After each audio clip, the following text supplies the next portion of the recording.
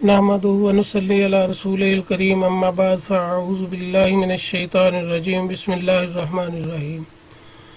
الصلاۃ والسلام علیک یا رسول اللہ وسلم علیک وعلی آلک واصحابک یا حبیب اللہ۔ محترم ناظرین و سامعین اکرام، سلسلہ ڈائریکٹ قرآن سیریز کے آج ہم دوسرے لیکچر میں ہیں۔ آج بڑا مزیدار عنوان آپ کے لیے حاضر خدمت ہے۔ یہ سورہ عصر ہے، قرآن پاک کے 30ویں پارے میں سورہ نمبر 103 ہے اور اس کی 3 آیات ہیں، مکی صورت ہے۔ اور اللہ تبارک و تعالیٰ ارشاد فرما رہے ہیں، ہم ڈائریکٹ عنوان کی طرف جاتے ہیں تاکہ وقت بھی ضائع نہ، کیونکہ عنوان جو ہے وہ سمجھنے والا ہے، اور پوری گزارش ہے میری سب سے کہ توجہ سے اس عنوان کو سنیں، میری بات کو سمجھنے کی کوشش کریں، انشاءاللہ آپ سب کو لطف آ جائے گا۔ تو اللہ تبارک و تعالیٰ نے سورہ عصر میں ابتدا پہ ہی ایک بہت بڑی بات فرما دی ہے، اور یہ اللہ تبارک و تعالیٰ نے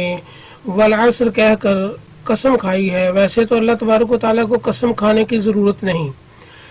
وہ صرف ہماری پختگی کے لیے، انسانوں کی پختگی کے لیے، مخلوق کی پختگی کے لیے اللہ تبارک و تعالیٰ نے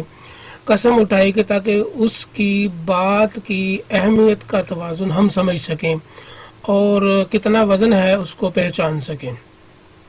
جو اللہ تعالیٰ نے ہمیں سمجھ اور شعور عطا فرمایا ہے۔ تو یہ قرآن پاک کی اللہ تبارک و تعالیٰ کی آخری بہت بڑی قسم ہے، اور یہ بہت بڑی قسم ہے۔ اللہ تبارک و تعالیٰ فرما رہا ہے والعصر، زمانہ حاضر کی قسم۔ کیا مطلب ہے کہ جس زمانے میں بھی تم پیدا ہو جاؤ، جس زمانے میں بھی تم موجود ہو، اس زمانے کی قسم۔ عصر کا لفظ 3 وجہ سے استعمال کیا گیا ہے۔ ایک تو یہ اسیر سے ماخوذ ہے، اور اسیر کا معنی ہے نچوڑ۔ جیسا کہ آپ 4-5 مالٹے ایک گلاس میں یا کوزے میں بند کرنے کی کوشش کریں تو وہ مالٹے یا فروٹر یا موسمی وہ گلاس میں نہیں آئیں گے، لیکن جب ان کا جوس نکال لیا جائے گا تو وہ 7-8 مالٹے بھی ایک گلاس میں آ سکتے ہیں۔ تو عصر اسیر سے ہے، اسیر کا مطلب ہے جوس، نچوڑ۔ ایک تو اللہ تبارک و تعالیٰ نے اس وجہ سے یہ لفظ استعمال کیا ہے۔ دوسرا ہے کہ زمانے کی قسم، جیسا کہ معروف ترجمہ موجود ہے، ہر قرآن پاک میں موجود ہوتا ہے۔ زمانے کا مطلب ہے کہ جس زمانے میں بھی آپ پیدا ہوں، جس زمانے میں بھی آپ موجود ہوں، اس زمانے کی قسم، یعنی قیامت تک کے لیے ہر کسی کے لیے اللہ تبارک و تعالیٰ نے یہ وعید عطا فرما دی ہے۔ اور تیسری بات جو ہے، تیسری وجہ جو ہے یہ قسم کھانے کی، عصر کا لفظ لانے کی، وہ یہ ہے کہ وقت عصر پہ مغرب کا، شام کا وقت قریب ہوتا ہے، اور دنیا سمٹ رہی ہوتی ہے، اور لوگ کاروبار سمیٹ رہے ہوتے ہیں، اور تیزی آ جاتی ہے زندگی میں اور دنیا میں۔ اس وجہ سے بھی اللہ تبارک و تعالیٰ نے لفظ عصر کا استعمال فرما کے تو اس کی قسم کھائی ہے۔ تو اس کا معروف ترجمہ ہے زمانہ حاضر کی قسم۔ آگے اللہ تبارک و تعالیٰ نے آیت نمبر 2 میں بہت بڑی بات فرما دی ہے، بہت عظیم بات فرمائی ہے۔ ان الانسان لفی خسر، بے شک انسان ظلمت کے گہرے سمندر میں ڈوب چکا ہے، خسارے میں ہے، گھاٹے میں ہے۔ یہاں پر اللہ تبارک، قابل غور بات یہ ہے کہ اللہ تبارک و تعالیٰ نے یہاں پر انسان کا لفظ استعمال کیا، مومن کا لفظ نے استعمال کیا، یہود و نصارہ کا لفظ نے استعمال کیا، کفار و مشرکین کا لفظ نے استعمال کیا۔ اللہ تبارک و تعالیٰ نے یہاں پہ انسان کا، کل انسانیت کا لفظ جو ہے وہ استعمال کیا۔ اس کا مفہوم کیا بنتا ہے کہ اے میرے بندو، میں مفہوم سمجھا رہا ہوں، ترجمہ نہیں ہے۔ اے میرے بندو، تم جس مذہب میں مرضی پیدا ہو جاؤ، چاہے تم یہود میں پیدا ہو جاؤ، چاہے تم نصارہ میں پیدا ہو جاؤ، عیسائیوں میں پیدا ہو جاؤ، مسلمانوں میں پیدا ہو جاؤ، کفار، مشرکین، کسی بھی مذہب میں دنیا میں تم پیدا ہو جاؤ، کیونکہ پیدا ہونا نہ تو تمہارے اختیار میں ہے، نہ تو میں نے تم سے پوچھا کہ تم کہاں پیدا ہونا چاہ رہے ہو، اور نہ ہی تمہیں اختیار دیا کہ تم مجھے کوئی درخواست پیش کرو کہ میں فلاں مقام پہ، فلاں کے گھر میں، فلاں جگہ پہ پیدا ہونا چاہ رہا ہوں۔ پیدا ہونا اور مرنا یہ اللہ تبارک و تعالیٰ نے اپنے اختیار میں رکھا ہے۔ تو اللہ تبارک و تعالیٰ انسانوں کو اس لیے خطاب فرما رہا ہے کہ جو لوگ ایمان لے ہیں وہ تو ایک الگ معاملہ ہے، جو مسلمان ہو چکے ہیں، کلمہ پڑھ چکے ہیں، لیکن تمام انسان وہ کسی بھی مذہب میں کسی بھی فرقے میں پیدا ہو چکے ہیں، تو انسان کا لفظ اللہ تبارک و تعالیٰ نے اسی وجہ سے استعمال کیا کہ تمہارا پیدا ہونے میں کوئی قصور نہیں ہے، لہذا تم کیا کرو، الا الذین آمنوا، مگر وہ لوگ، ان الانسان لفی خسر، بے شک انسان سخت قسم کے خسارے میں ہے، گھاٹے میں ہے، الا الذین، مگر وہ لوگ نہیں، آمنو، آمنو کے معنی پہ ہم ذرا غور کرتے ہیں۔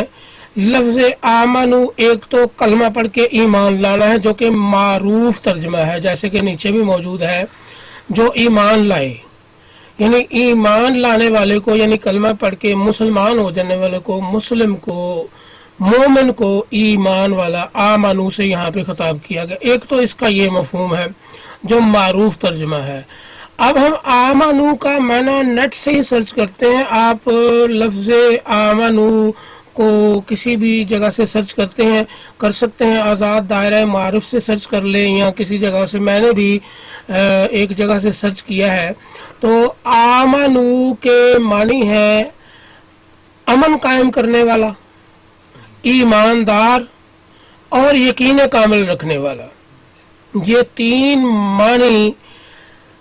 آمنو کے ہیں، اور یہ تینوں ہی معنی، دو معنی اس میں امن والا اور ایماندار، یہ لغوی معنی کی اصطلاح میں آتے ہیں، اور اصطلاحی معنی میں یقین کامل رکھنا۔ اب ہم اس کی تصدیق کرتے ہیں کہ کیا یہ معنی موجود ہیں ڈکشنری میں، تو ویسے تو اس کے بے شمار معنی ہیں،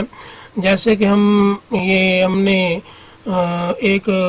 ویب سائٹ کھولی ہوئی ہے، اوپن کی ہوئی ہے، اس میں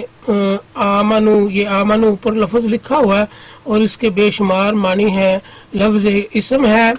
آمنا، آمنت، آمنت، آمنا، امنت، امنتما، امنتم، امنتی، امنتما، امنتنا، یہ اس کی گردان ہے، یہ 14 گردانیں یہ ہیں، اور پھر اور بھی بے شمار ہیں۔ تو اسی طرح اس کے معنی جو ہیں دیانتداری میں بھی آ رہے ہیں، خزانچی میں بھی آ رہے ہیں، بھروسہ کرنے میں بھی آ رہے ہیں، جیسے کہ میں نے کہا تھا یقین کامل، تو اصطلاحی معنی جو ہیں تو ماننے والے کے بھی آ رہے ہیں، اور پھر اس کے معنی جو ہیں وہ یہ اس میں فعل سے مشبہ ہے، امین ہونا، دیانتدار ہونا، اعتماد کرنا، اماندار ہونا، امن قائم کرنے والا ہونا، امین ہونا، امانت دار ہونا، یعنی ترازوں میں ناپ تول کی کمی، اور امان دینا یعنی امن قائم کرنے والا۔ تو اللہ تبارک و تعالیٰ نے انسان کا لفظ اسی لیے استعمال فرمایا کہ تم کیا کرو کہ اے انسانوں، تم تو بڑے خسارے میں ہو، تو مگر وہ لوگ نہیں جو آمنو، ایک تو یہ ہے کہ ایمان لائے اللہ پر، تو ایک یہ ہے اس کا کہ وہ پیدا تو کسی اور مذہب میں ہو گئے، مگر وہ امن، ایمانداری اور یقین محکم سے چلتے رہے۔ امن کا مطلب یہ ہے کہ آپ کو کسی نے سوئی چبوئی ہے، اب آپ کو درد ہوئی ہے، اس کا مطلب یہ ہے کہ سوئی جو ہے وہ تکلیف دیتی ہے، اور امن قائم کرنے کے لیے اب آپ نے صبر کا دامن نہیں چھوڑنا، صبر کرنا ہے اور بدلہ نہیں لینا، انتقام نہیں لینا، یہ امن کے زمرے میں آتا ہے آمنو کا معنی۔ اور پھر ایمانداری، ترازو میں ناپ تول کی کمی کسی صورت نہیں کرنی، بے ایمانی نہیں کرنی، جھوٹ نہیں بولنا، یہ تمام معاملات ایمانداری کے زمرے میں آتے ہیں، ایمانداری اور دیانتداری کے زمرے میں آتے ہیں، جیسا کہ ہم نے یہاں پہ اس کے معنی پڑھے، امین ہونا، دیانتدار ہونا، اعتماد کرنا، امان دینا، یہ تمام معنی ہم نے یہاں پہ اس کے ڈکشنری میں سے سرچ بھی کیے ہیں۔ آپ بھی کئی ویب سائٹ بنی ہوئی ہیں، کسی بھی ویب سائٹ سے آپ سرچ کرتے ہیں، کر سکتے ہیں اس کے معنی۔ تو لہذا مفہوم یہ ہوا کہ وہ لوگ جو خواہ بت پرستوں کے گھر پیدا ہو گئے ہوں، یہودیوں کے گھر، عیسائیوں کے گھر، کفار کے گھر پیدا ہو گئے ہوں، وہ کیا کریں کہ وہ میری مخلوق سے مخلص ہو جائیں، میری مخلوق سے پیار اور محبت کریں، انسانوں سے حسن سلوک روا رکھیں، ایمانداری اور امن قائم رکھیں، دیانتداری کریں، جھوٹ نہیں بولیں، سچ بولیں، تو ایسے لوگوں کے ان اعمال کا ذکر اللہ تعالیٰ آگے فرما رہا ہے، وَعَمِلُوا الصَّالِحَاتِ، اور نیک اعمال کرتے رہو۔ تو نیک اعمال آمنو کے ضمن میں وہی قرار پاتے ہیں جو ہم نے اس کے آپ کو معنی بتا دیے ہیں۔ اب کیا ہے کہ تم امن، ایمانداری اور یقین محکم کے ساتھ اعمال صالح کرتے رہو، ہاں جی، درگزر کرو، صبر کرو۔ اس کا ذکر اللہ تبارک و تعالیٰ آگے فرما رہا ہے۔ تو امن، ایمانداری اور یقین محکم کے ساتھ چلتے رہو، اعمال صالح کرتے رہو، اور میرے یہ دو انمول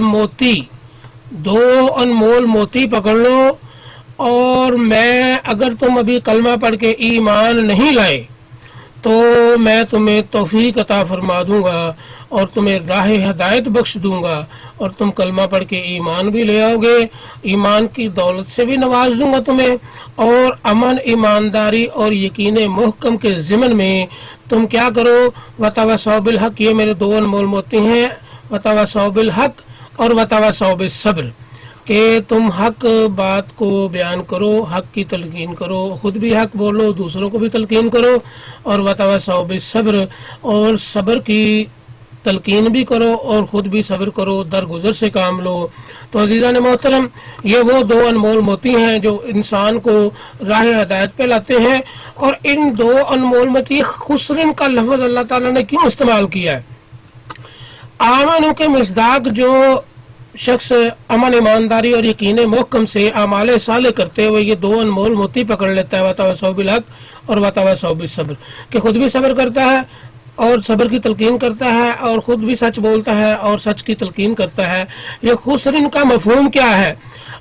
زمانہ حاضر میں اس وقت ہر کسی کو دیکھیں گے آپ کے وہ پریشانیوں میں مبتلا ہے۔ اسی کا ذکر اللہ تبارک و تعالیٰ نے فرمایا کہ پوری کیوں نہیں پڑ رہی، ان کی پوری کیوں نہیں پڑ رہی؟ پوری اس وجہ سے نہیں پڑ رہی کہ وہ وعدہ خلاف ہوتے ہیں، امن کو خراب کرتے ہیں، ایمانداری اختیار نہیں کرتے، ان کا اللہ تبارک و تعالیٰ پر یقین کامل نہیں ہے۔ یہاں پہ میں ایک بات عرض کر دوں کہ اللہ تبارک و تعالیٰ پر بھروسہ توکل کی انتہا ہے۔ اللہ تبارک و تعالیٰ پر بھروسہ یقین کامل ہے، نہ کہ امید ہے۔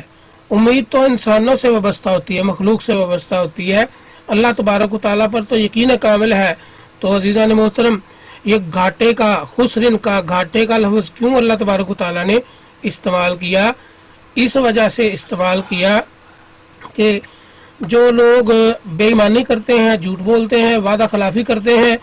اور امن قائم نہیں رکھتے، اور نیک اعمال نہیں کرتے، سچ نہیں بولتے، سچ کی تلقین بھی نہیں کرتے،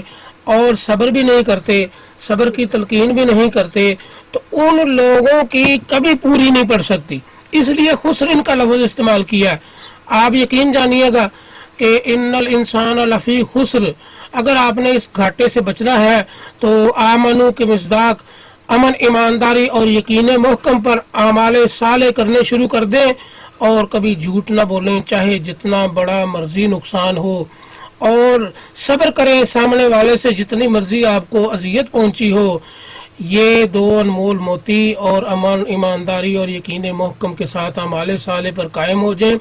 انشاءاللہ تعالی العزیز تمام زندگی کی پریشانیاں ختم ہو جائیں گی۔ زندگی میں تھوڑے رزق میں اتنی زیادہ برکت عطا فرما دے گا اللہ تبارک و تعالیٰ۔ اللہ تبارک و تعالیٰ کا فرمانا ہے کہ بھری ٹیبل آپ کا پیٹ نہیں بھر سکتی، کہ انواع قسم کے کھانے پڑے ہوں ٹیبل پہ، میں آپ کا پیٹ خراب کر دوں تو آپ ایک لقمہ بھی نہیں کھا سکتے، بلکہ الٹا اندر سے نکالنا شروع کر دو گے۔ اور اگر میں آپ کو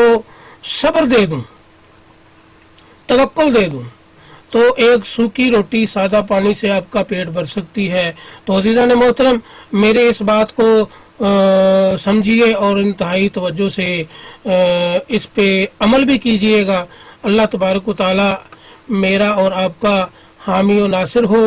یہ ہمارا سلسلہ جو شروع کیا ہے ہم نے ڈائریکٹ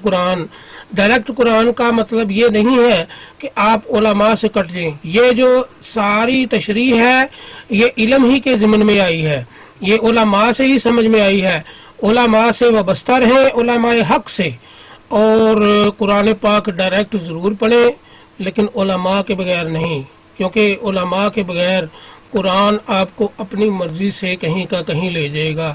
تو عزیزان محترم، اللہ تبارک و تعالی مجھے اور آپ سب کو اس سورہ مبارکہ کی اس میری ساری گفتگو پہ عمل کرنے کی توفیق عطا فرمائے. میرے لیے دعا ضرور کیا کریں کہ اللہ تبارک و تعالی میری زبان میں ایسی تاثیر پیدا فرمائے کہ لوگ اللہ کا کلام میری زبان سے سمجھ سکیں. وآخر دعوانا ان الحمد للہ رب العالمین.